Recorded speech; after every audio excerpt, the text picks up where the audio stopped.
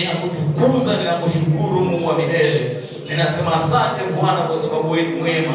Asante Bwana kwa sababu utakuwa katikati yetu. Katika jina lako zuri Mwokozi, ninaomba nikiamini. Amen. Loka mjapia Bwana Yesu makofi. Tutakuwa na keti. Tunaangalia somo letu la pili kwa siku ya leo. Tunazungumza kwa habari ya nguvu ya sauti na maneno katika ulimwengu wa roho. Moja ya mambo ambayo tujue ni kwamba hivi vitu viwili vinafanya kazi kubwa sana kwenye ulimwengu wa roho. Moja ya masomo ambayo ni powerful sana kwa worship leaders, kwa watu ambao wanaongoza worship, ni hili ambalo tunaenda kujifunza. Na huwa anawaambia watu, kama hujajifunza haya mambo huna haki ya kusimama ukawaongoza watu, kwa sababu utawapoteza. Lazima ujue ulimwengu wa roho unafanya nini na sound, ulimwengu wa roho unafanya nini na maneno, ili uweze kujua. Kwa hiyo nataka tukavichanganye masomo mawili tofauti. Nataka tukajifunze yote kwa pamoja ili tuweze kuokoa muda wetu. Kwa hiyo nitakuwa nagusa huku nagusa na huku, lakini ni moja ya masomo muhimu na bora sana ambayo ninatamani hasa uyapate. Naweza ukanisaidia kufungua Biblia yako kile kitabu cha Yoshua, ile sura ya 6. Sura ya 6 kitabu cha Yoshua. Nataka tukaone kuna mambo ambayo watu walikuwa wanayajua. Yani tunasema wale wazee ambao walitembea na Mungu, kuna vitu walikuwa wanajua. Kuna siri walikuwa wanazifahamu. Vile vitu sisi tuliviona vinafanywa. Tulichokosea ni kwamba hatukuuliza kwa nini unafanya, ila tulianza kufanya. Bwana Yesu asifiwe. Ndio maana leo popote pale, hata kikusanyika tu kikundi cha watu ambao hawamjui Mungu sana, utasikia hebu mmoja atupe wimbo wa kuabudu afu tuombe. Lakini mzee, kwa nini wimbo wa kuabudu? Naweza kujibu leo. Kama mzee, kwa nini wimbo wa kuabudu? Sio kujibu hilo swali.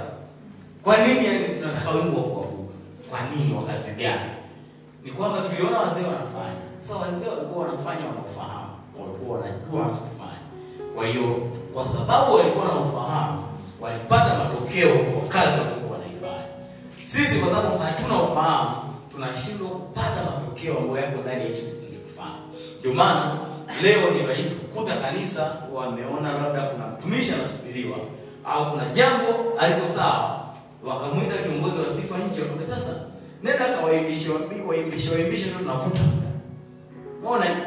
Kwa worship, ibada, kuabudu, kusifu, kinakuwa ni kazi yake ni kuvuta muda kanisani. Umeelewa?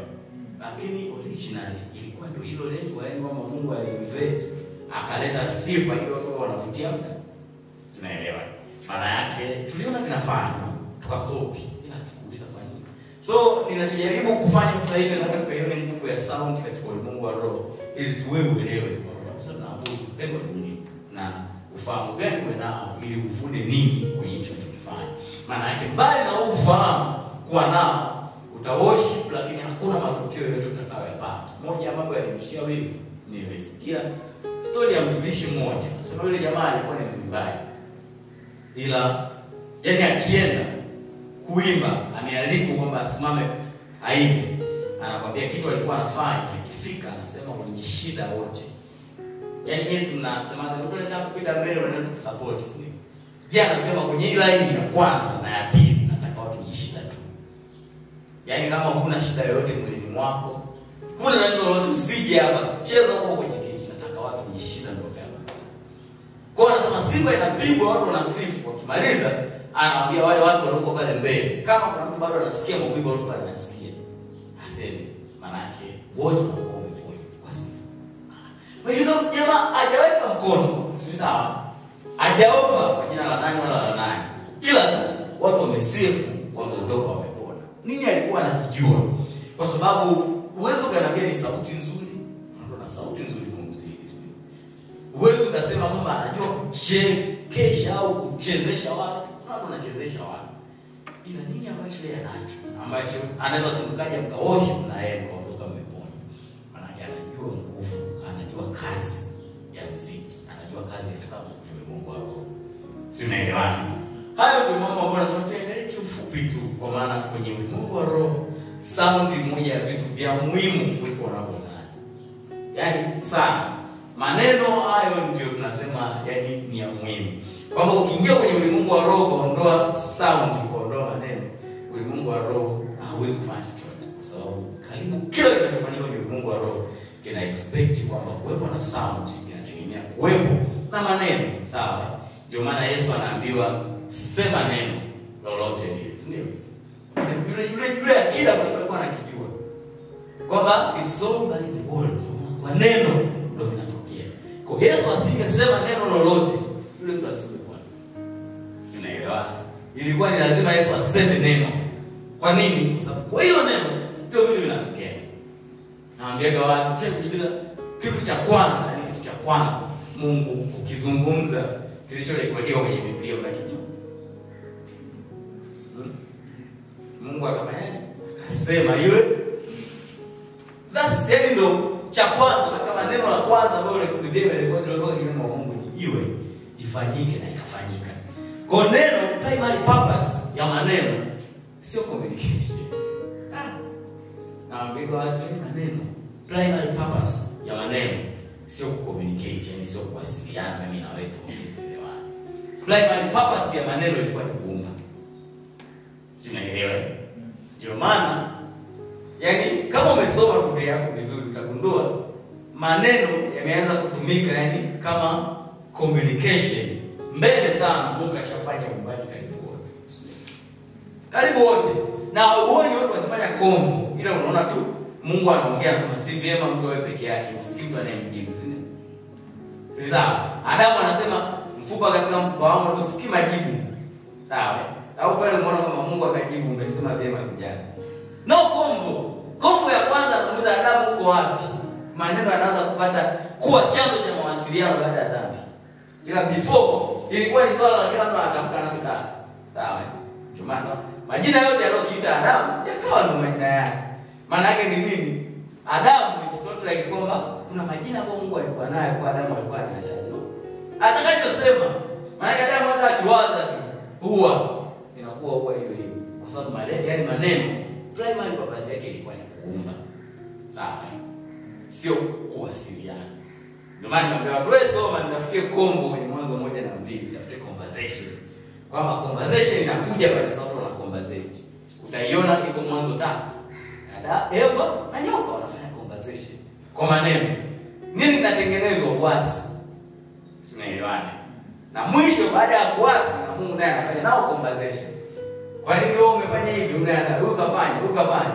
Maneno yale yaliyokusudiwa kutumika kwa lengo tu la uumbaji yanaanza kutumika kujitetea, kufanyia vitu vingine. Maana pia watu kama utatoka mbio au utaenda utafanya unayofanya na usijue kwamba primary purpose ya maneno ni kuumba, umekosea tayari. Hauna haki ya kuongea. Na kwa kunyamaza.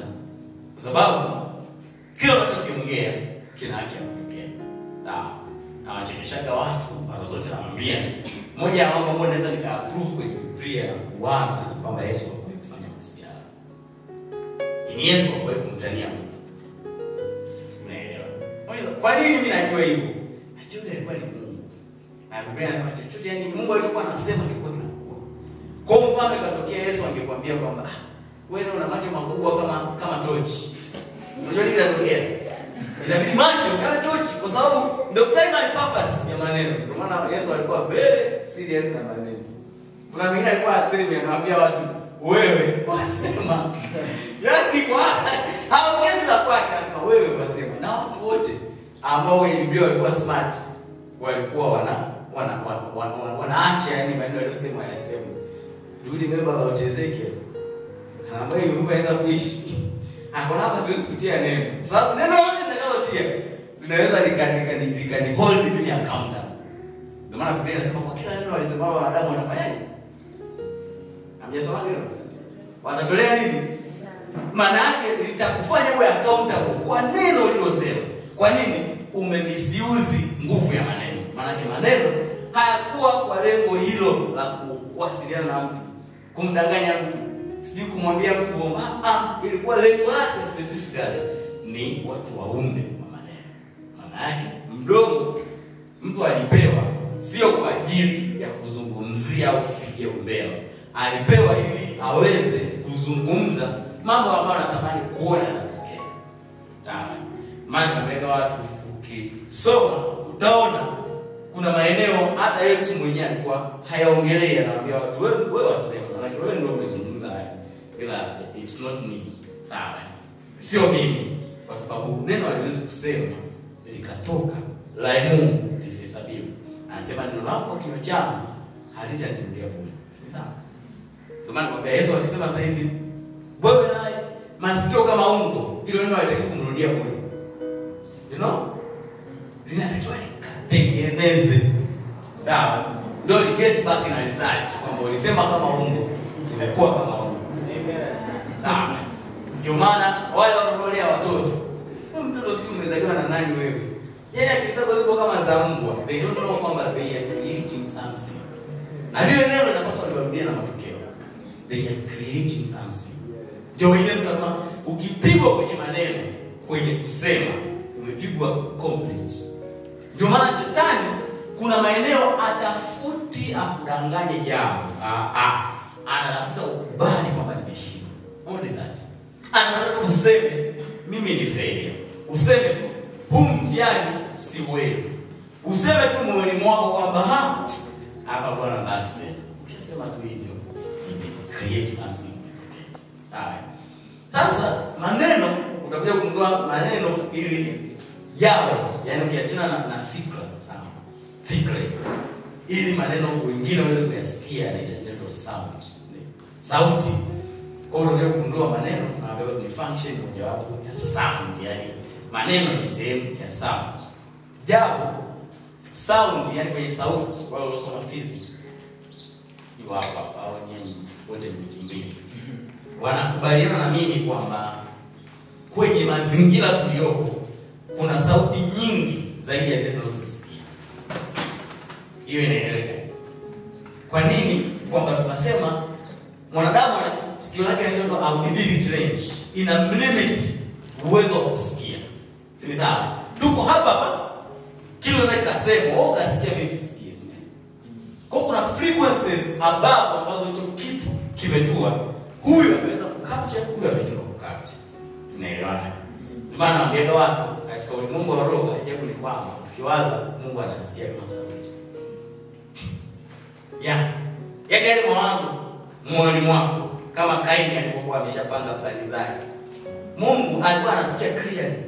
Mimi nilisoma kipindi hicho nasoma kila hadithi. Kwa sababu nasoma hadithi nilifunga story moja ya kichawi. Jamaa anasema alienda huko kwa wachawi, akaambia ni huku ukiwaza kimoyomoyo unasikia kwa sauti. Tunaelewa yaani kwamba wewe ukiwaza moyoni ndio wao wanasikia kelele. Bora uongee wanasikia kawaida. Maana yake wao wanakapcha zaidi hizo frequency ambazo hazisikiki. Tunaelewa. Ndio maana kuna wakati hata siwezi kukapcha hizo frequency. Naweza nikaongea na huyo kitu, nikamwambia hapo niangalia nikajua anachokiwaza. Kuna sauti naisikia ila siwezi kuinterpret. Ikoje nisikia. Na naweza nikaondoka nikabeza bwana Kevin, ombeni tusimtegemee. Kwa nini? Sasa tuamini tusimtegemee. Kuna kitu nimecapture ila siwezi kuitranslate kibinadamu, lakini kuna sauti mimi nimesikia. Ndio Mungu tunapomsikia. Sawa. Maana nataka kumsikia Mungu ni function ya sound. Lazima ujue. Yaani Mungu anaweza akaongea hapa wote tumekaa. Na wote hapo wasisikia, mmoja akasikia ambaye ameweza kukapcha hiyo frequency. Kwa katika ulimwengu wa roho Mungu anazungumza plain kwa sauti kabisa. Ila sasa wewe una hiyo ability ya kukapcha hiyo frequency ambayo Mungu anazungumzia hapo ndio. Mtu anakaba akasema nimesikia mtu ananiita. Ushasikia kaya mambo.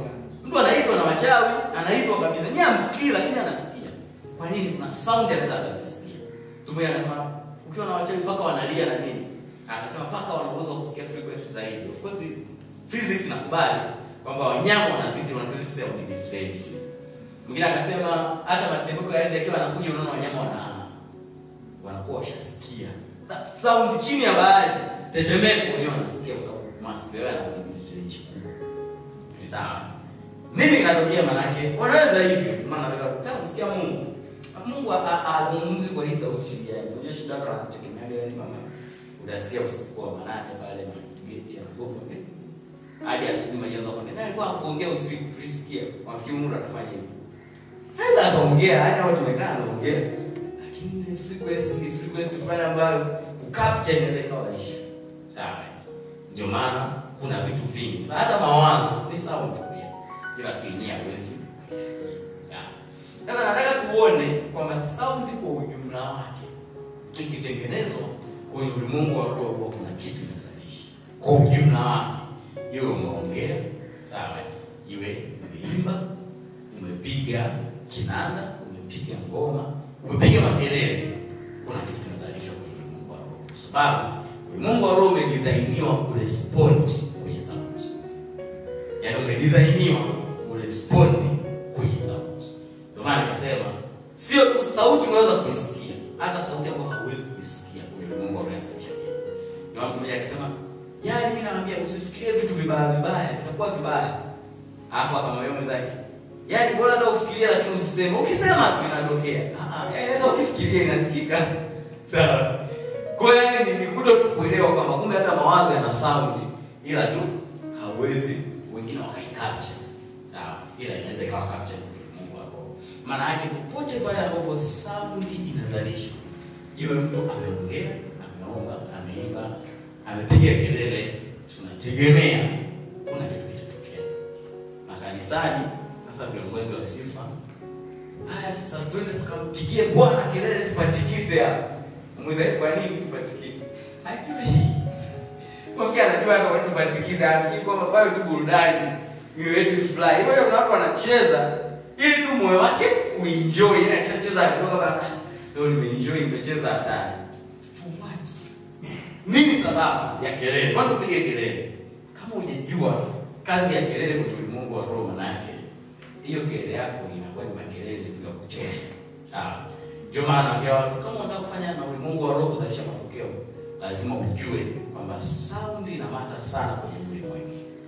Sound yoyote inamata sana. Ndio maana hata nikisema sasa, jamani unaona hapa?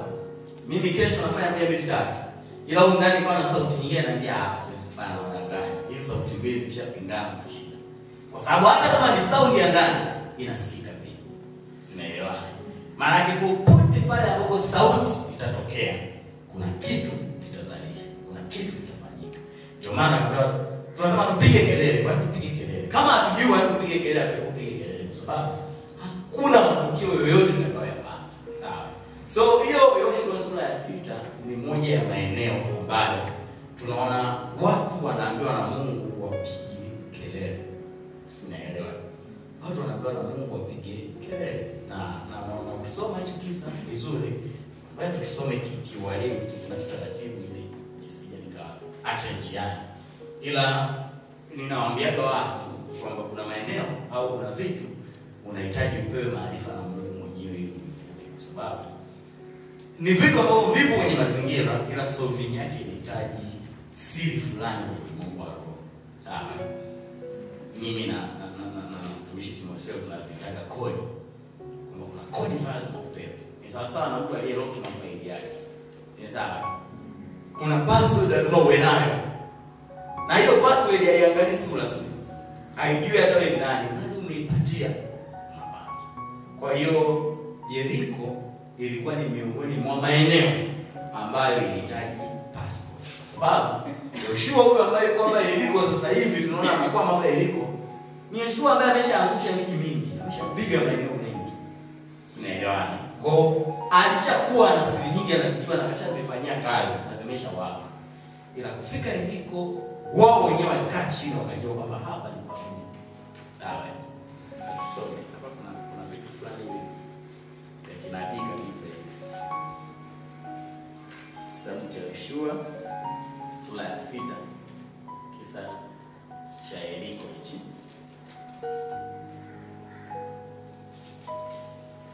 Biblia inasema basi Yeriko ulikuwa umefungwa kabisa kwa sababu ya wana Israeli. Hapana mtu aliyetoka wala hapana mtu aliyeingia. Moja mambo nakueleza kuhusu Yeriko. Yeriko ulikuwa ni mji mkubwa, sawa? Mji mkubwa. Na ulikuwa na vitu vingi. Na wengi tunafikiria kwamba Yeriko ilikuwa closed, yani kwamba Yeriko ilikuwa ni kamji fulani wamejifungia ukuta. Yeriko ilikuwa na maisha ya kawaida kabisa ambayo yani watu unawakuta wamejenga nyumba zao, wanaishi na kila kitu. Ila hao watu walijijengea ngome mahali ambapo ikitokea hatari watakimbilia. Kama unaposikia viongozi wamejenga andaki, sio? So Yeriko was one among kama andaki fulani ambao ikitokea la kutokea tunakwenda kule. Ukuta wake kwanza hamwezi kuuvunja. Lakini kule ndani kuna mahitaji yote kuhakikisha watu wanaweza kule ndani miaka ya kutosha, wanakula, wanaishi vizuri. Hamwezi kuwapata. Kwa hiyo wanaposema Yeriko ulikuwa umefungwa, this was the reason. Kwa maana au kwako wanafungwa siku zote. Ila waliposikia wana wa Israeli wanakuja, kwa sababu walikuwa na tumaini lao, kwa wote wakawa umo kwenye hiyo ngome ambayo kila mtu anajaribu kuelezea kwa staili yake. Sawa? Wako watu wanasema kwamba ule ukuta wa Yeriko magari mawili yalikuwa yanaweza kupishana pale juu. Tunaelewa hicho kitu. Magari mawili yanapishana, unaelewa? Huo ni ukuta unaosukuma, unaopiga teke, unaotoboa. Na ili uonekane umeshinda vita, ni swala inabidi umkamate mfalme, umuue. Ndio vita imeshindwa, umeshinda, wale watu wanaobaki wanakuwa watu wako. Sasa mfalme yuko ndani ya ukuta kama huo. Mwingine anasema zilikuwa kuta karibu 2 kama sio 3. Ilikuwa ni au ukuta mmoja. Kama ulikuwa ni ukuta ambao ukiuvuka unatokea ukuta mwingine. Sawa? Na huo ukuta mwingine una walinzi. Na anasema ulikuwa mrefu sana kwenda juu. Kwa hiyo hakuna namna, hata kama ikatokea ukapanda kule juu mpaka juu ukadondokea ndani unakutana na walinzi na kuna ukuta tena. Unaelewa? Kwa hiyo kibinadamu hakukuwa na njia, hakukuwa na uwezekano wa kupata watu wa elimu. So ndio Mungu akaona kwamba hii ni eneo ambalo nataka niingie mimi na codes. Kuna mambo kwenye ulimwengu wa roho ambayo yana respond wako kiafanya. Hata kama huyo mtu ni nani, amefanya nini, ukoje, ila kuna vitu ambavyo vimekuwa registered kwenye ulimwengu wa roho, vikifanywa kazi kwa vinatokeza mambo. Sawa? Naelewana? Ndio hapa sasa unaona Mungu akahitaji watafute sound itumike, wapige kelele. Na nikwambia sasa, sio unaona sasa kwa kelele ukuta ulianguka, nadhani kelele zitaangusha ukuta. Subutu angusha hata hapo kwa kelele. Sawa? Angusha si hapa, piga kelele. Tuone kama pataanguka. Au kuanguka kwa kelele, aliuangusha Mungu mwenyewe. Ila Mungu alimove kwenye kelele. Ndio kwa tunasema sound ni transport vehicle kwenye Mungu wa roho. Maana yake kwenye sound spirit huwezi kumove. Unaelewana? Yaani spirit haina miguu. Sawa? Wala haina mabawa kusema inapaa. Ila ina expect au inategemea frequency yoyote izalishwe ili spirit zimove. Ndio maana sound inafanya hata malaika wana move. Malaika wana move kwenye sound. Ndio maana wale walipelekwa gerezani wali produce sound. Ile sound ilikuwa ni transport vehicle ya kuwavuta malaika kutoka wanakuja waje pale. Kwa sababu sound inazalisha frequency. Yaani mambo ya kisayansi sana. Unajua kama hujasoma sayansi hata huwezi kuelewa rapture ile siku unyakuo itakapokuwa. Yaani unyakuo kusoma ni sayansi pure. Wewe unje kuanza, yaani kama umekaa hapo au unaondokaje? Mimi nilisoma nikaja kuelewa kwamba ni ile tulisoma walisoma physics advanced rocket propulsion ndio inayotumika pale. Kuna energy inatakiwa izalishwe hapa chini hapo mtu. Kwa ni physics kabisa. Wewe unaona mshatenganyikiwa. Kaje na physics. Nazungumzia sauti katika ulimwengu wa roho inazalisha frequency. Zile frequencies spirit zinaweza kumove. Maana nasema hebu imeshakuwa kwa Mungu. Nini tunakitaka? Tunataka atmosphere. Tunataka to move spirit, sawa? Maana yake Mungu alikuwa move, asogee karibu. Lazima tuproduce hiyo sound hiyo. Usipoelewa kazi ya sound, ndio maana unashangaa mtu anasema anawaambia watu wasifu. Sasa ndio uchache, yani jitahidi msisi dakika 5. Nini kinatokea? Ajui hata kazi ya sifa, anajua ni kuwaburudisha vijana. Kwa kama ni issue ya mwenyewe kuburudika dakika 5 zinawatosha bwana. Sawa? Ajui kwamba huyo analeta kuja kuhubiri, hawezi akafanya chochote kama hatujatengeneza sound hapo. Kama hatujatengeneza sound, spirit zikamove zikaja, hakuna atakachofanya. Ajui. Ndio dakika 5. Shangato mmeibeba kidogo mnatolewa. Praise Mungu mnazingatia muda. hii kesi sio kesi ya refugee, sawa? Ndio maana hatufuati eti saa 5 dakika 2, saa 5 dakika 7. Tunakuja huku kukutana na Bwana Yesu, sio? Ni bwana harusi. Kwa hiyo yani kama hajafika hatupaswi kuondoka. Sio, unaelewana? Ila nini kinatokea? Tunakuja kwa sababu tumemfuata mtu. Kwa hiyo mtu akishatoa neno na sisi tunaondoka, maisha yajayo. Lakini mtu apewa roho anataka ajue hizi siri kwamba sound ni very important. Ndio maana tunataka tuimbe. Na hata watu wanaoimba wanatakiwa waimbe wakielewa kwamba this sound tunayoproduce ni frequency katika ulimwengu wa roho, ili spirit ziweze kumove. Sawa? Hiyo spirit yoyote ina move katika sound. Wewe nenda kwa mganga. Nani kashaenda kwa mganga? Umeshaenda? Kuna kitu anafanya bila nyimbo yake? Never. Hafanyi chochote bila zile nyimbo. Lazima zipigwe zile. Tena unakuwa uitikie wewe. Tawile. Nini maana yake usupport spirit move. Otherwise hazita move kusogea pale mlipo. Lazima mzijulishe spirit mlipo. Lakini frequency inapokuwa produced, maana frequencies zinazotoka za sound huwa zikitoka zinaenda kutafuta spirit zile. Kwa hiyo inapokwenda inajulisha kwamba inatokea wapi. Kitu kinaweza kikamove kuja kwenu. Ndio maana ni rahisi kukuta watu wamesi. Yaani sifa inaomba ni kurudisha tu watu. Na waimbaji wenyewe wanapojiweka wanakuwa kama washereheshaji fulani hivi. Wamekuja tu pale kusherehesha ili mwendo urudike. Kwa maisha yanakuwa hivyo, ndio maana mtu anakuambia njoo sasa siji bila hela. Kwa sababu actually anakuja kusherehesha, maana kama angekuwa anakuja kuleta atmosphere spirit zimove atakulipwa kwa sababu tunamlipa ya nini sasa? Wakati alichotaka ni spirit. Spirit zimlipe, si ndio? Ila anajua sasa tunakuja kusherehesha. Kwa lazima mlipe ili kuwarudisha mioyo yenu mjisikie vizuri, sio? Ndio maana kuna vitu not necessary. Mtu anaimba wimbo labda ule tu niguse anaongeza niguse. What happens? Anakurudisha watu. Lakini hana lengo la spirit kumove. Wewe muulize hii. Inaweza spirit za move.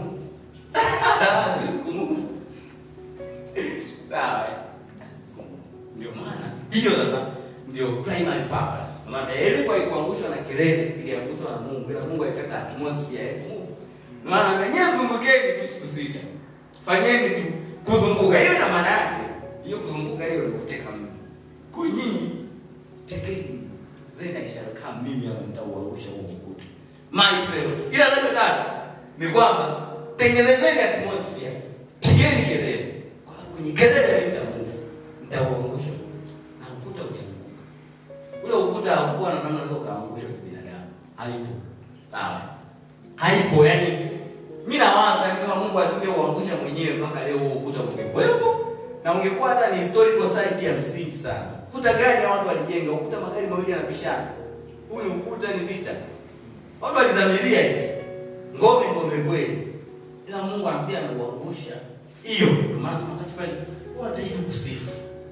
Hapo hicho kuna anayefanya. Wewe tengenezee tu atmosphere. Ndio maana kuna maeneo unahitaji kuomba, unahitaji sifu, tengeneza tu atmosphere. Alafu yeye atakuja, akija atafanya kufanya. Kwa hiyo Yeriko ni one among the areas ambazo Mungu alikwenda kupambana mwenyewe. Ila tu alihitaji waandae atmosphere. Ndio maana ukuta wa Yeriko uliokuwa kelele, not kelele. Mungu ndo aliuangusha. So kama Mungu hajaambia kwamba atakuja kuangusha, msihangaike. Sawa, kwa sababu kelele mnaweza mkaishiwa sauti bure, kwa sababu actually anatakiwa kuja kuangusha Mungu mwenyewe. Nini kinamcapture ni sound. Sound spirit zina move. Watu wanaweza kuongea vitu kwenye spirit, maana yake hizo siku hizo za nyuma watu walikuwa very serious na sifa. Sifa ilikuwa inafanywa mpaka kila mtu anasikia hapa sasa spirit zimefika na tuna kitu tunaweza tuka-communicate. Ndio sifa inaishi. Ya sasa hivi sifa ndio hivyo, nikisha na praise imekuwa matamasha. Tunasikia now on the stage we are welcome moja bani Yesu. Fulani Juma Abdalla. Juma Abdalla ndio unatusumbua. Tumekuja kukutana na Yesu, sio Juma Abdalla. Sawa. Huyo tunamsubiri. Kwa kama Juma Abdalla anatokea amepanda stage, kazi yake ni nini? Amlete Yesu pale. Don't let that. Kwa atengeneze afanye kwa vyovyote ila Yesu ajibaki. Tunasema sound ni transport vehicles za spirit. Hata roho yako inaweza kusafiri kwa sababu. Hata wewe unaweza kusafiri ukaenda kokote unakotaka duniani through that. Kwa nini? Kwa sababu sound ndio transport vehicle ambayo inatumika. Kwa hiyo liko ni one among the cases ambazo nawaambia watu. Ingetumika hiyo njia. Ukisoma kwenye Biblia kuna hicho kisa tena nafikiri kama ukiona kwenye Mambo ya Nyakati ile sura nafikiri Nyakati wa pili 20 Nyakati wa pili 20. Hii tuisome nayo ni muhimu sana.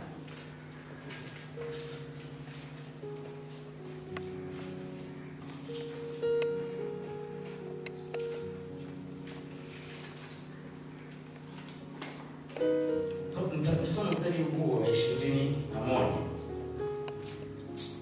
Huyu actually alikuwa ni Yehoshafati na kulikuwa kuna vita ambayo imetokea. And maelezo waliopewa waliambiwa hivi waweke watu mbele, yani kwamba mnapoenda vitani si nyinyi wanajeshi.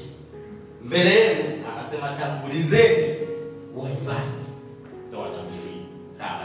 Na waliambiwa ni nani wa kuimba, wakaambiwa wao watakuwa kazi yao wanazalisha sound inasema mshukuruni Bwana kwa maana fadhili zake ni za milele. Only that. Sawa. Maana yake jeshi la nchi watu na vifaa vyao vya kazi wametulia hapa nyuma, ila mbele Mungu ametaka watangulie waimbaji. Sawa. Ukweli kwamba leo mfano kuna vita iko kule Kongo. Tuseme jamani tunataka tukapigane na M23. Kwa waimbaji tunaomba mkatutangulie. Waimbaji wangapi wako tayari? Utasikia kama mmepanga kutumaliza singesema. Kwa nini kutua kifo cha hivyo? Nini kinatokea? Hamjui. Kwa nini mnataka kuwa mbele? Tunaelewa. Ndio maana tunakuja kanisani wanataka kutangulia waimbaji. They are first. Kwa nini? Kwa sababu wao wanaweza capture zile spirits zikaja kuhudumia. Kwa sisi hapa nyuma ni kama wale wanajeshi, maana mwinjilisti na yeye, sawa? Mwalimu ni wanajeshi wana silaha kweli, ila wanahitaji atmosphere hapo mbele. Hao wanataka kutangulia ili wamlete Mungu, afu Mungu akishatokea, hizi silaha zitafanya kazi. Chochote kilichonacho kitakuwa bora Mungu akitaka. Hayo unashangaa tu mwinjilisti anapowakomentia waimbaji ni kama ni watu wale yani watu wajabu ajabu. Hata akianza mahubiri yake anaanza kwanza kuwatwanga madongo. Lakini kwamba watakuwa tangulia mbele. Wale ndio wanatuficha sisi. They should be the first kwa sababu wao wanaweka mguu kwenye ground kwa sababu wana uwezo wa create the atmosphere kwa nyimbo zao, kwa sauti zao. Ikipigwa Mungu anapenda, kwa Mungu anajitokeza. Ndio maana Yehoshafati anapoa formula na basi kwenye hii vita. Of course hii vita ilikuwa ni kubwa. Hawa Moabi, muda sikuwa kutosha. Ila niwafundisha mambo ya sadaka. Nikawaambia namna ambapo jamaa walienda kwa Elisha akawatabiria kwamba waende vitani watashinda. Hapo vita ikaja kuisha wameshindwa. Kwa sababu ya mfalme wa Moabi alimteketeza mwanae mzima. Unajua hao? Yaani nazungumzia taifa. Watu ambao yaani jamaa alimchukua mwanae ambaye anataka kulisi mali pake akamteketeza ili ashinde vita na akaweze vita. Kwa hiyo jeshi kubwa na Mungu alijua watoboi kwamba wakienda kama kawaida watoboi. Kwa akaagiza akasema sasa chukua waimbaji waweke mbele na vinanda vyao na nyimbo zao. Waimbe kwamba mshukuruni Bwana kwa maana fadhili zake ni za milele. Waimbe tulivu, waimbe tulivu, waimbe tulivu, waimbe tulivu. Aisha kama sana. Ndio anategemea worship ametangulia hapa kusimama. Anasema mshukuruni Bwana. Nini anachofanya? Anatujua kwamba whenever we are going, iwe ni vita iwe ni chochote, ikishatangulia hiyo Mungu ametangulia. Kwa hiyo tuna ujasiri wa kusema chochote na kufanya chochote kwa sababu Mungu yuko mbele yetu. Ndio waimbaji hao. Sawa, lazima yaani kama mwimbaji unajua haya, wewe hauna hata haki ya kushika mic kuimbisha. Kwa sababu unawadanganya. Unapeleka wapi sasa? Unawaletea nini? Kwa sababu wao ndio wahakikishe kwamba kupitia wewe Mungu afike pale. Sasa sina muda wa kusoma haya yote. Ila hapa inaelezea kisa na namna ambavyo alipanga. Anasema 22. Nao walipoanza kuimba na kusifu, Bwana akaweka waviziao juu ya wana wa Amoni na Moabu na wa mlima Seiri waliokuja juu ya Yuda nao wakapigwa. Nani aliwaweka? Na kina nani ambao wamekuwa na Bwana na kuishi? Ni kina Yoshua.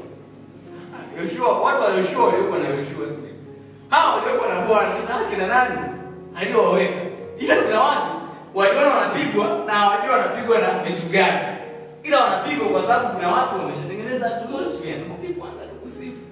Mungu mwenyewe akaingia vitani akatengeneza watu wa vizi yao. Hao manake ni askari ambao kuvizia watu wanakuwa nyuma. Yaani si vita mnapigana hivi. Sasa mvizi yake anakuwa nyuma yako. Unashangaa tu kitu chini. Nani kanipiga huko nyuma na uone? Hao Bwana aliwaweka kwa sababu jamaa walifuata ile formula. Kwa hiyo anakusifu. Sinaelewa. Maana ndio sifa ikijipata, sifa inaangusha mambo hizi.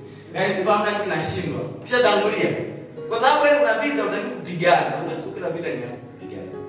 Kuna vita, of course Mungu anaweza kukuachia pambana. Zipo. Lakini kuna vita sio za kupigana. Ni sawa na wewe mtu mwenyewe. Yaani mimi kila siku napambana vita ungi. Kila siku wanakuja kunijaribu wananishinda wanapigana nao na washinda kila siku. Hii vita utakuwa unakuwa umechoka kila siku. Hii sio yako. Wao ndio kulala usingizi wavizi yao wako. Kama mchana kiingia chaka nini? Nini? Akikukuta mtani sasa jamaa uche wake mkubwa kuliko wangu. Maana si nilipigwa na vitu ambavyo sivioni. Yeye amelala kitandani ila mimi nimepigwa. Nini kimetokea? Kuna wavizi yao. Sio vita zako hizo. Maana kuna vita hata unakipigana wewe. Unajichanganya vitu wanakuja usiku kila siku. Napambana nao kila siku. Yaani hawaniwezi. Kweli? Hapana. Sawa. Kwa hiyo sasa hebu angalia kilichotokea sasa. Na ujue kwamba namna ambavyo Mungu anaweza akabishinda vita. Nasema sasa kilichotokea ni asema kwani Bwana wa Amoni na wa Moabu walioondokea wenyeji wa mlima wa Seiri kuwaulia mbali na kuharibu. Nao walipokwisha kuwakomesha wakao Seiri wakajitia kuharibu kila mtu na mwenzie. Hapo ndio kitu cha ajabu hapo. Mekanizmu iliyotumika sasa kuwapiga hawa wana wa Amoni na nani ndio Mungu anaielezea. Tumesema Bwana akaweka wavizi yao. Kuna watu wamewekwa sio. Lakini ziliwekwa spirit ambazo hazionekani. Zimetransfer zimefanikiwa kufika kwa sababu ya zile nyimbo. Sasa kwenye hali ya kawaida inaonekanaje? Yaani sisi tunajua kama watu wanaopiga ni wale wavizi yao sio. Ila kwenye hali ya kawaida inaonekanaje? Yaani kaonekana mmejipanga watu watatu naenda kumpiga mtu mmoja. Alafu mnaonekana mnapigana nyinyi. Yaani mimi nakupiga na unanipiga. Ila kumbe mimi kwako wewe na kuona ni adui. Unaelewa? Na mimi kwangu naona adui, maana Mungu ndo amefanya hao wavizi yao ndo wanafanya biashara. Kwa hiyo jamaa, Biblia inasema wakapigana kwanza wenyewe. Taifa hili na taifa hili. Sasa walipomaliza, wakaenda kwa taifa lingine wakapigana. Sasa walipomaliza, wakaanza kupigana wao. Yaani wale waliobaki wakapigana. Sawa. Sikia sasa Yuda wanapofika. Biblia inasema hata Yuda walipofika mnara wa kulindia wa jangwani, wakalitazama hilo jeshi. Nao angalia walikuwa maiti walioanguka nchi wala hapana aliokoka. Hakuna hata mmoja. Wewe mnapiganaje wawili mpaka mnakufa wote? Bali kuna mwingine anayeua ila mnaonekana mnapigana nyinyi. Kazi yao. Ndio kazi yao. Bwana amewaweka. Maana hawa Israeli hawakupigana vita, unakuta maiti zimeshalala pale chini. Nini kilitokea? Lakini formula aliambiwa, waimbaji mbele. Let them sing. Shukuruni Bwana kwa maana fadhili zake. Hiyo ndio nataka hiyo sound ikipigwa hiyo ni transport vehicle. Ita move, itaenda, itafika. Sawa, itafanya. Ndio maana ndio kuna nyimbo ukisikiliza you found like hizi nyimbo sio za kawaida. Yeye wakati unaimba shaka wimbo ni it's like unapotransform kutoa mali. Unaelewa? Kuna mali nyimbo inaweza kaimbwa au ikapigwa. Mlikuwa mnapiga story lakini ile nyimbo iliyopigwa unaanza kusikia unasema sasa hapa tunataka tuingie tena rohoni sasa. Tunataka tuingie rohoni maana ile nyimbo automatically ni sound ambayo ina transfer vitu. Kwa hiyo italeta pale spirits. Ikizileta hamtaweza kuwa sawa kama mwanzo ambao mlikuwa. Tunaelewana? Ni nyimbo. Wanaimba nyimbo, yaani ukisikiza ndio wow. Unaelewa kitu? Kwa sikiza nani yule? Hata Israeli ngoja shem kuhusu ile Nasiri na Yesu. Sasa ile ni sound from Zion. Kwa nasikia sound zinapigwa mbinguni. Anakapcha ndo akaja ndani Nasiri na Yesu. Hata mtu ambaye atasoa kanisani naye anasema na mimi Nasiri na Yesu. Siri gani? Naye hajui ni siri gani. Unaweza ni siri gani? Mimi sijui ile ninayo. Inanifanya niwe jasiri. I have that. I know. Siwezi kuelezea ila inanifanya niwe jasiri. Kana. Sawa. Mmoja wa majina yote mazuri ni hapa. Sasa wimbo okay.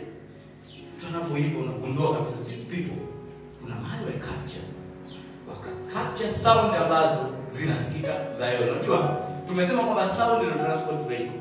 Kwa hiyo nakubaliana kwamba Mungu hawezi hata kumove kutoka kwenye kiti chake bila sauti. Ndio maana kule kwa sababu Mungu anahitaji kumove muda wote, sound hazikauki. Ndio maana Zion ni mahali ambapo sauti ziko muda wote.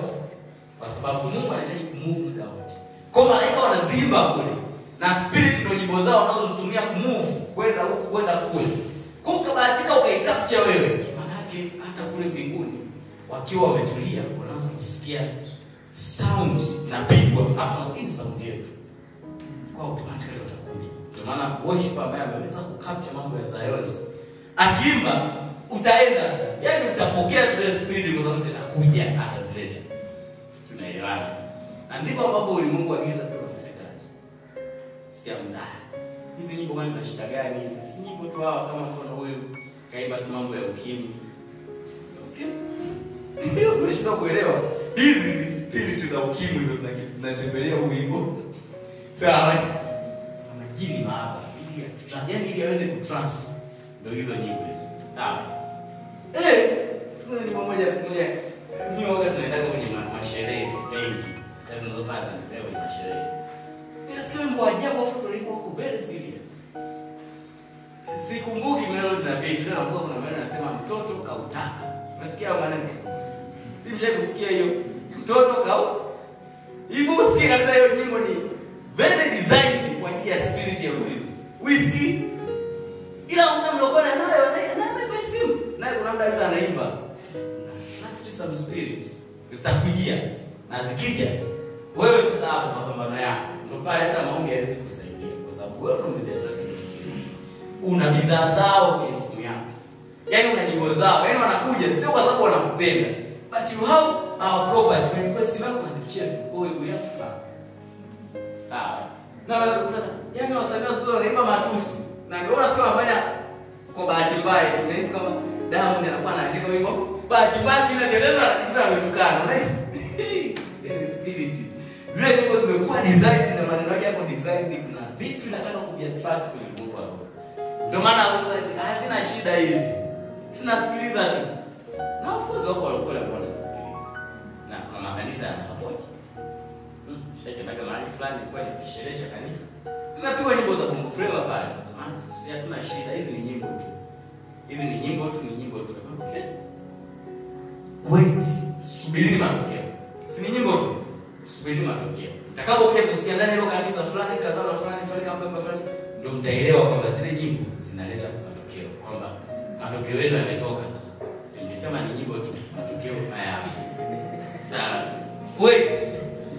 Shangaa mtu ni baba ni mama nyumbani kwake zinapigwa hizo nyimbo. Wait, watu wako wafike form 2, form 4. Utaona watakachokuletea. Watakuja wameshika mtoto matokeo ya spirit tulizo attract kwenye nyumba yetu. Kozi zimezaa, zimeleta hivi. Tunaelewa. That sounds very powerful. Yana leo sauti. Zina nguvu. Wafikiria watu wameimba tu. Watu wamekuta kwa shakufa. Yaani mnyewe mmeimba unakuta watu wamekufa. Ndio maana tunategemea tukisifu hapa. Kuna wewe atakayekimbiza sisi. Yaani kwa tu yafe yenyewe kwa sababu Mungu si anaingia katikati yetu. Anaanza kudili nayo. Kwa sisi tunakuta yashakufa. Kesi solved. Kwa nini? Sifa imefanyika. Mungu ametembea katikati ya watu. Amepata transport vehicle ya kumsafirisha. Maana maana pia watu siziogope. Naona mtu na mabongo flava yake ni mbishi kweli. Anasubiri matokeo. Kuna vitu na attract bila kujua. Kila nyimbo unaisikia wewe ina spirit nyuma yake. Kwa nini? Kwa sababu nyimbo ni inspiration. Hakuna mtu anayetunga nyimbo tu, nyimbo imekuja. It's like anasikia maneno. Sawa, mimi natueleza na nyimbo. Kuna wakati nataka natembea hivi nasikia tu maneno matatu yanazoka kichwani. And I find kwanza kwa nyimbo hii. Lakini kwa inspired na spirit fulani nyuma yangu, nimeyatengeneza hayo maneno. Kwa wakati uko umekaa unasikia melody. Sawa, naisikia. Mimi unasikia nikasikia maneno, afu napewa na melody ya kuimbia hayo maneno. Ndio zaidi. Mbona maneno na hii melody vimefit tu hichi hapa? Nini kinatokea? Una spirit nyuma yako. Yote ambaye nitaimba nayo huo wimbo atausikiliza, nitamconnect na hiyo spirit ile ni inspire mimi. Mfano. yoyote atakayesikiliza nitamconnect na spirit. Ndio maana kuna wasanii sketi, yaani wasanii wa nyimbo za injili na Yesu Kristo wamekuwa tu wanaimba nyimbo, yaani nyimbo ukizisikiza kama bongo flavor hivi. Kaangalia maisha yao. Achana na hayo bongo flavor wanaoimba, kaangalia maisha yao. Ndio utagundua hawa watu kuna spirit nyingine inawasaidia kutunga. Sio, unaelewa? Sio tena ile spirit ya kwanza ambayo ilikuwa inawa-inspire. Kuna nyingine imechukua hii tena inawasaidia kutunga. Kwa wanachokifanya unaweza kuona ni kizuri, ila deep down kinakuconnect mahali, kinakufikisha sehemu fulani. Kuna sehemu unatakiwa kuwa. Umeelewa? Ndio ile sasa. Nyimbo originally imechezwa Brace na msanii wa bongo flava. Style zimechezwa Brace. Mtu wa gospel ametunga wimbo, amechukua zile style amezicheza. Kanisani nao wameziona, wamezicheza kwa kigezo kwamba mbona ipo kwenye nyimbo ya Joel Lwaga. Sawa. Napenda watu. Mlikuwa makini sana.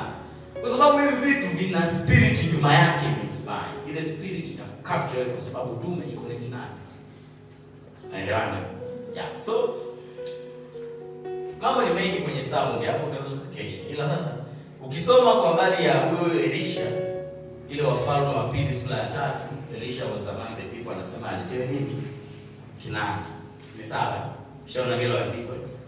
Elisha anasema alitoa piga kinanda, apige. Na alipoanza kupiga, unaona Elisha anaanza kutabiri. Nini alikuwa anatafuta Elisha? Sio kwamba kinanda kipigwe ili ajisikie burudani. Sawa? Sio kuna watu wanasikia kalazi tu. Wanasikia la. No. Kuna kitu ambacho anahitaji kudownload from heaven. Ila anakipataje? Si unaelewa? Anakipataje? Mbinguni kuna mambo mengi, hata siri za maisha yako ziko kule. Unazipataje? Kwa anahitaji sound ingilie ili aweze kudownload from there, aweze kucapture. Kwa anasema ndio mpige kinanda. Na kweli mpige kinanda alipokuja, unaona Elisha ameweza kucapture, ameweza kushika kile kitu. Sawa? Na ameweza kuimba. Tatu malize na Zaburi ya 137. Sitaki somo hili ndefu sana kwa sababu haya masomo nataka ile YouTube, masomo ya YouTube pia nimeona atakuwa marefu sana. Kwa marefu sana yanachosha watu.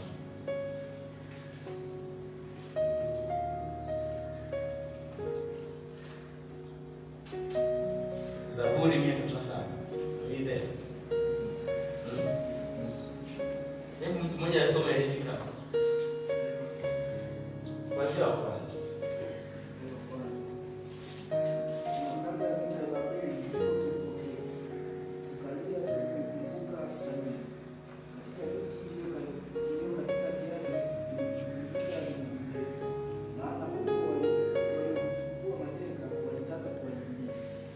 Hapo kuishia. Hii ni story. Actually ni hadithi. Na kuna watu wameimba hiyo kama mtabadili kesikia.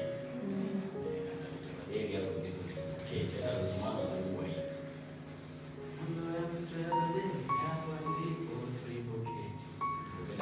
Sasa huyu Daudi anaandika, ila actually Daudi aliandika kanda ya mtabadili. Sawa.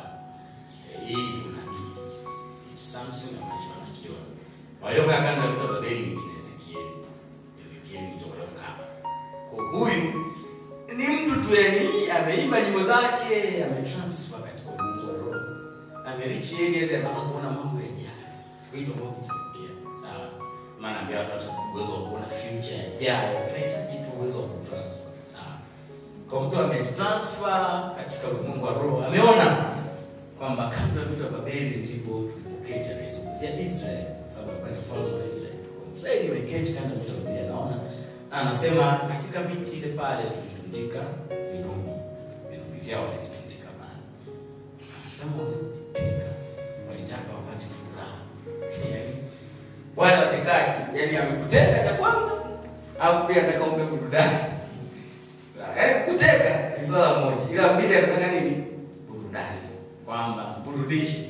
Kwa sababu walitaka furaha. Na sasa furaha ya hawa jamaa, nikamwambia watu ukichunguza vizuri furaha wao wanaitaka. Ilikuwa very spiritual. Kwa sababu wanataka waimbiwe nyimbo za Sayuni. Sawa. Na Sayuni biblically ni mahali ambapo kuna kiti cha enzi cha Mungu. Sawa. Ndio Sayuni, Sayuni wapi? Sayuni ni Sayuni. Hapo tunazungumzia heavens and court, pale kwa makumbi pale Sayuni. So nyimbo ambazo wale jamaa wanazitaka, wanataka zile nyimbo ambazo wenye uhai wanne, wazee 24 wanasema. Cha kwanza ambacho nilikipata pale ni kwamba kumbe nyimbo za Sayuni zipo. Sawa. Zipo. Sawa. Zipo. Kwa maana kama hizo zipo, basi kuna nyimbo zisizo za Sayuni. Maana yake hizi nyimbo za Sayuni ziko design kwa ajili ya creatures wanaopatikana Sayuni kumove. Kwa ni nyimbo ambazo zimeandaliwa kwa ajili yao. Ni sawa sasa hivi ukienda ikulu na magari ya ikulu. Sawa. Ukiliona linapita unajua kabisa mtu wa ikulu atapita kwa sababu ile gari la ikulu. Kwa kuna nyimbo ambazo zipo zimekuwa design kwamba hizi ni za Sayuni. Ukizisikia mahali unajua kwamba sasa hivi spirit za Sayuni zinasafiri. Ndio maana kuna wimbo ili ziweze kutransfer kutoka eneo moja kwenda eneo lingine. Ndio tunachokiona. Sasa hao watekaji wanataka hizo nyimbo. Wanazitaka hizo nyimbo. Maana yake najaribu tu kuwaza. Hebu tufikirie yani au fikirie na rafiki yako. Nini kingetokea kama wangeziba hizo nyimbo? Hebu think. Kwa sababu mstari unaofuata kuna maneno pale analalamika yule mwandishi anasema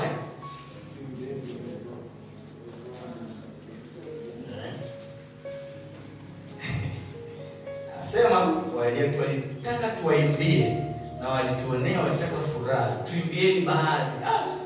Yaani kama hawataka zote, hawatakaje huko kwa vizuri. Tuimbieni bahari, sio zote. Hata chache tupate furaha. Yaani waliamini kwamba hizo nyimbo zinaweza kuwapa furaha. Hawa watekaji sasa. Umeona? Sasa swali ambalo wanaliuliza nasema tuimbeje wimbo wa Bwana katika nchi ya ugeni? Asikie hilo swali. Maana yake walikataa kuimba, wakagoma. Sawa. Akasema hatuwezi kuimba.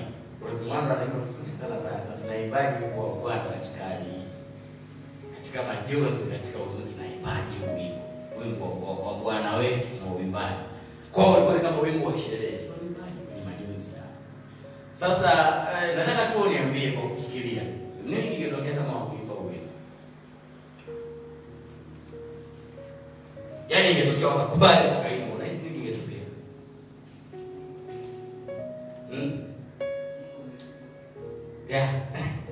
Iko hivyo. Kwa sababu ya wao kufungwa kwenye kifungo, ilikuwa ni sababu waligoma kuimba. Kwa hiyo ile wazo la watu kutaka kuimbiwa ilikuwa ni la Mungu kabisa. Mungu alikuwa ameamua kwa trick wale jamaa ili wawaswitch hao. Alafu Mungu apate mahali atransfer haje kufanya msaada. Lakini wanasema tunaimbaje wimbo wa Bwana? Katika hiyo hali tunaimbaje wimbo wa Bwana? Ndio hiyo sasa ambayo naambia watu popote pale ambapo kuna celebration, sauti ya mwana wa Mungu mwenye kushangilia, mwenye kuimba, mwenye kusifu, spirit is na Mungu. Ila unfortunately sisi tunataka tuimbe Mungu akitenda. Sawa, mtokeo umetoka, umefollow vizuri sana. Unasikia mtu anasema mnatamkesha Ijumaa hii. I want to go there and dance. Ndio. Ila mambo ni magumu, hata tunamkesha twende. Naendaje? Anasikia uzuri ndani. That's the only reason why kwenye kifungo. Sinaelewa. Yaani hiyo ndio sababu unaendelea kwa kwenye kifungo. Kwa nini? Wamegoma kuimba. Ndio maana Paul na Silas wao walipojikuta wao kwenye kifungo, walifanya nini? Waliimba. Hawakuomba. Yaani sawa lazima waliimba na kuomba. Inawezekana na waliomba, ila waliimba. Walitengeneza atmosphere. Kwa maana kwa namna yoyote spirit zikitaka kutusaidia ziwe na njia rahisi ya kutusaidia. Ile atmosphere ndio ambayo ndio watu wenye Mungu wa roho. Noise ni kodi. Sawa. Kelele ni kodi, kwa sababu kelele inatengeneza atmosphere. Mungu anapenda kelele. Hivyo kama anapenda wapende, pia tunashujua ile transport vehicle. Sawa. Mungu anapenda nyimbo. Actually anazipenda. Kuna mahali unatakiwa tutengeneze hizo nyimbo. Mimi nimeambia watu unaona kwa lugha, I always do that most of the time. Nikiona jambo linatokea sielewi, mimi nakimbilia kwa lugha sana juu. Kwa nini na kwa lugha? Sasa atmosphere, tuna sauti. Sauti inatengeneza mazingira mbaya, Mungu anaweza kutokea. Kwa hiyo naambia watu, mimi nikitokea na kutokea, huwa anaanza tena kwa lugha. Kuna mimi nikitokea anaanza kuimba, imba. Kama unaweza kuimba, imba. Sawa. Unaweza kupiga kelele, piga kelele. Ila make sure sauti ipo ya kutosha ambayo inaweza kufanya hizo spirits zikatransfer kusaidia. Sawa. Ndio maana tumii kunena kwa lugha mimi ni moja ya strategy za kutokea kwenye mateso. Yaani hivyo, sielewelewi, ofu. Mimi ndio mitendo kwa nataka nena kwa lugha. Sasa anafahamu tayari nikifika swali 10 naanza kunena kwa lugha na shangaa hivi. Kabla tufahamu nafunguliwa sasa. Mambo ya kitoto yanaanza kujaza. Hivyo yani kuna vingine najaza naenda kwa lugha hata sielewi najaza vipi. Nashangaa tena ninakwenda saa 20 nasema na kile nilichojaza sielewi nacho nijibu. Ni spirits zimejaza sio mimi. Kwa nini nilitengeneza atmosphere? Sio umeelewa. Najua kwamba hapa huyu sio mimi niliyejaza kama Mungu amejaza. Nilimkaribisha, nilimwalika. Sasa yeye anafikiria hapo kumwalika Roho. Karibu Yesu.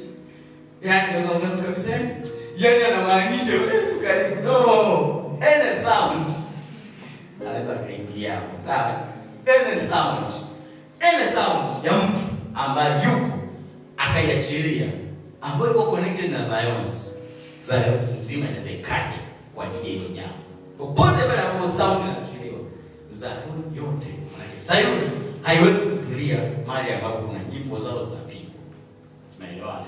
Kwa hiyo ndio nimalizia hapo. Nikilinki na mambo ambayo ya kuzalisha matokeo.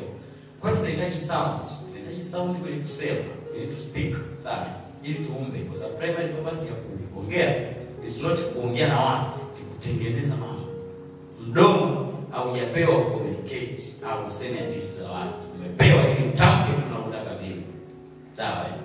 Sauti zipo kwa lengo moja tu, ku attract spirits zikujie. Sawa? Kumattract Mungu kusogelea. Kumattract Mungu kusogelea. Tumoja sema hivi nyoa walokole kwani lazima mpige kelele. Yaani mnaomba mnapiga kelele, mnaomba mnapiga kelele. Sio kwamba tu mdogo mdogo. Tunaweza kwamba mdogo na Mungu anasikia ile frequency za Yesu. Unajua hata kama unasafisha mzigo mkubwa, unatafuta kigari kidogo.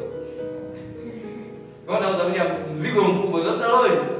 Ndio ile pasuka. Ndio watu mtu mwingine pasuka yani shuka pale. Piga sauti za hasira. Hapo sasa hadi ni lori. Hata malaika wote wakiamua kupanda jioni. Tunaelewa. Funguka. So omba. Hii sauti haitoshi. Sawa. Ni mwanake watu wanaenda ama tunaenda kwenda klabu hapo.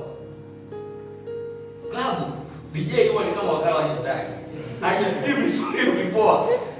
Anatafuta wimbo wowote ili kelele zipigwe ukasikia. Sema oya. Sijasikia nini? Ile ni kuna spirit nyuma imwambia ongeza sauti nataka nisafiri, ongeza sauti. So nyinyi mnaongezesha sauti mnafikiri it's all about to fly. Kumbe kuna spirit kubwa inatakiwa ingie kwenye mji. Kwa hiyo inahitaji kelele nyingi. Wote wanataka kuimbaje uongee baba yao watu wapige kelele. Yaani tafuta hata anaimba nyimbo ya taratibu. Ile unasikia lazima aseme, "Oya! Piga kelele wanangu usiwasikize." Kule nyuma anataka zijae. Kwa sababu unaona kuna muamala unaofanyika kuna bonge la spirit linatakiwa limwagwe pale la uzinzi. Linasafirije bila sauti zenu. Ndio maana kama unataka kumkomoa shetani nenda club hapo kaza. Piga kelele wakati utafukuzwa. Kona kanisani watu wa praise wanafanya vitu vya hawajui. Kwamba tunapotaka upige kelele tunataka tuzalishe sauti ya kutosha kiasi cha kusafirisha spirit za kutosha kufanya mambo. Ila we must have that need fahamu. Sio tunafanya fanya tu. Hata baada matokeo. Nataka ujue kwamba kelele nilopiga imefanya nini. Nyimbo nilizoimba mpaka nimerudi nyumbani sauti imekauka zimezalisha kitu gani kwenye maisha yangu. Unaelewa hicho kitu? Ni cha muhimu sana. Maana vya watu tunataka matokeo, si ndio? Tutafika sehemu kuna mambo ya magumu. Imani, kuna mtu anajaribiwa, imani inapimwa. Sawa? Imani inapimwa. Umesema nataka kuandaa event, nataka watu 500. Labda ukasema shetani anataka kukutegea mtego ili kujichanganya. Ukasema sasa hivi tuwe na uhakika ya vile tunajisajili. Si ndio? Watu wamejisajili washangaa. Siku 2 kabla ya event, watu wamejisajili 20 na watu event watu 400. Imani inapimwa bana. Utaimba. Utatoa sauti. Ndio muda sasa wa kwenda kubasuka kwenye prayer room. Enda hata polini huko. Omba, paza sauti. Hakikisha kabisa kwamba sauti yako mtu mmoja inaweza ikasafirisha malaika hata 700. Mtu mmoja wakaja, wataingilia situation yako. Utaimba, utaendelea kumsifu Mungu au utaanza kulaumu. Shaka mtu mmoja alifanya jambo lake moja likaenda, lakini alikwenda vizuri. Nilipokutana naye, analawama na Mungu kila mtu. Jamaa anakasifeta sio kabisa. Sisi ni vijana bado tusapotiane, wenyewe hata wajanisupport ndio kwanza wameweka event yao. Unawalaumu bure. Sawa? Kwa sababu wanakasifeta sio spirit zote kwa kukusaidia. Takiwaje spirit wa vizi yao. Waende kwa Sabasaba wakusanye wapiganie walete. Wa vizi yao. Sawa? Waende tu wao watu watashangaa wanakuja, tujue kawalete. Ila kuna vizi yao ambao wameletwa na praise zetu wamefanya. Tunaelewana. Ndio maana imani ikijaribiwa, piga kelele. Piga kelele. Si imani yako unaweza hapa imani yangu inapimwa. Piga kelele. Imba. Tukuze Mungu. Achilia sound za kutosha. Spirit zitakuja. Zitafanya mambo ambayo ni very impossible kwako na yatatokea. Sasa tunasimama tukumomba Mungu.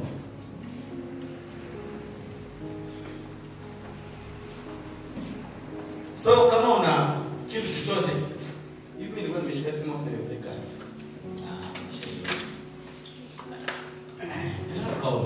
Nataka 5 minutes. Dakika 5 kuomba, lakini lengo letu sio tu kuomba.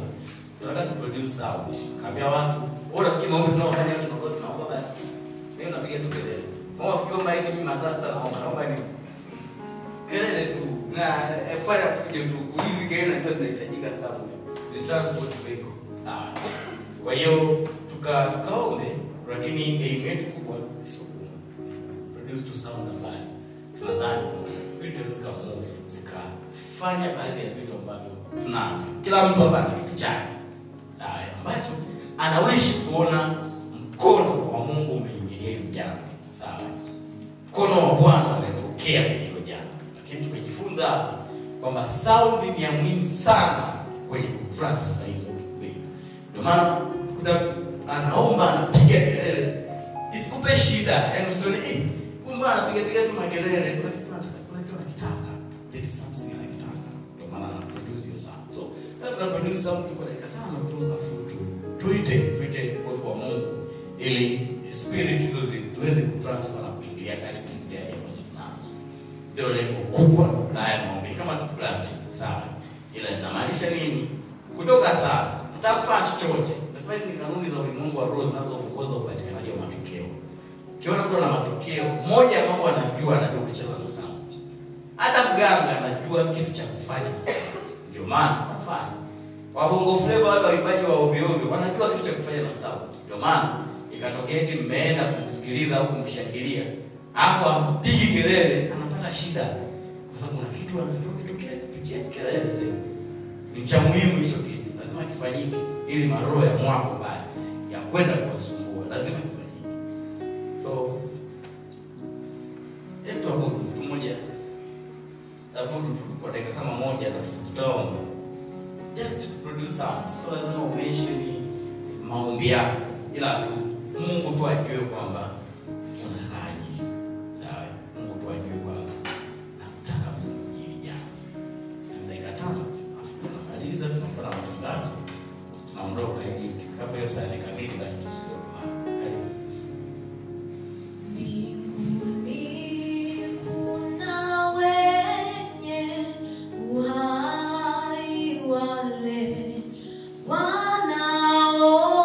Wanaoimbia Mungu.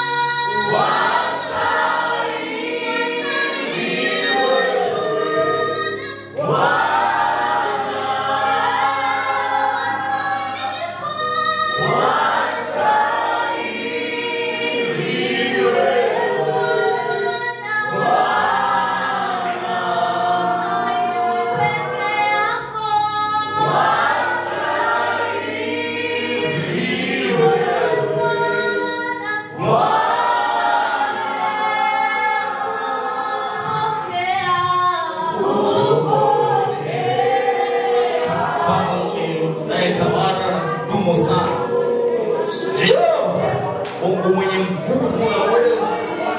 Wewe Bwana unatutengenezea hizi ngoma ili tuzalishe sauti. Maneno yako yanasema kwamba wewe unaketi juu ya sifa za Israeli. Jehova Mungu wa milele, Elisha zikiwa kinanda, unaona ya kwamba aliweza kutoa unabii na uthibitisho kwamba Spirit inaweza kumuvu, inaweza kutembea, inaweza kutokeza mambo. Yes, Mungu wa milele, tunakuandika kwa kila mmoja mmoja, tunapata sauti zetu Mwokozi. Hatukuzuii sauti zetu, bali tunazinyosha mbele zako ili Jehova ufikie kila macho. Watoto wako kuna kizazi, watoto wako kuna kitamani yako, mambo yanahitaji mkono wako mwenyewe, yako mambo yanakuhitaji wewe, iko vitu vinakuhitaji wewe mwenyewe. Tumejiamini wenyewe, vimetushinda, tunataka viende avijawa, tumejaribu lakini haiwezekana. Ndio maana Bwana tunauliza mkono wako, tunauliza nguvu zako, tunakuuliza wewe, tuko hapa Mwokozi, tuko hapa Mwokozi, tuko hapa Mwokozi, tuko hapa Mwokozi. Achilia ya nguvu, achilia uwezo, achilia Bwana, ukaingilie kati, ukaingilie kati. Maana Bwana tumeuona ukuta, hatuwezi kuangusha wenyewe, hatuwezi kusukuma, wala silaha zetu hazitoshi. Njia tulio nayo ni kupiga kelele, tulie makiza, ni kupiga kelele ili Bwana wewe peke yako uingilie hiyo hali, uingilie nyali, uingilie jambo, utokeze mwenyewe, utokeze mwenyewe, utokeze mwenyewe. Tumeshajaribu, tumeshindwa, tumefanya, imekuwa ngumu. Njia tuliyobaki nayo ni kuimba ya kwamba Bwana wewe ni mwema na fadhili zako ni za milele. Tunakushukuru kwa sababu fadhili zako ni za milele, fadhili zako ni za milele, fadhili zako ni za milele, fadhili zako ni za milele, fadhili zako ni za milele, fadhili zako ni za milele, fadhili zako ni za milele, fadhili zako ni za milele, ni za milele Bwana, ni za milele, ni za milele. Bwana, unazo kelele za kupiga, njia za kufanya hatuna, lakini sauti hizo tunazo, cha kufanya tumekosa, ila maneno tunaweza kutamka. Tunapaza sauti zetu, tunaita na kuuliza Yesu, Yesu, Yesu, Yesu, Yesu, Yesu, Yesu, Yesu, Yesu, Yesu, Yesu, Yesu.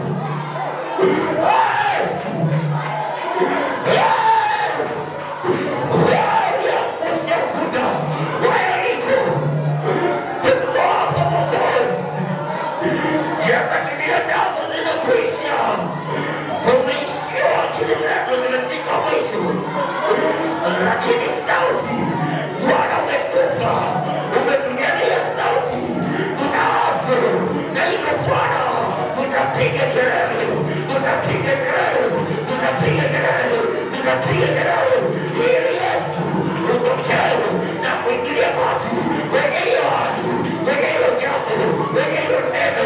Yesu, Yesu, Yesu, Yesu, Yesu.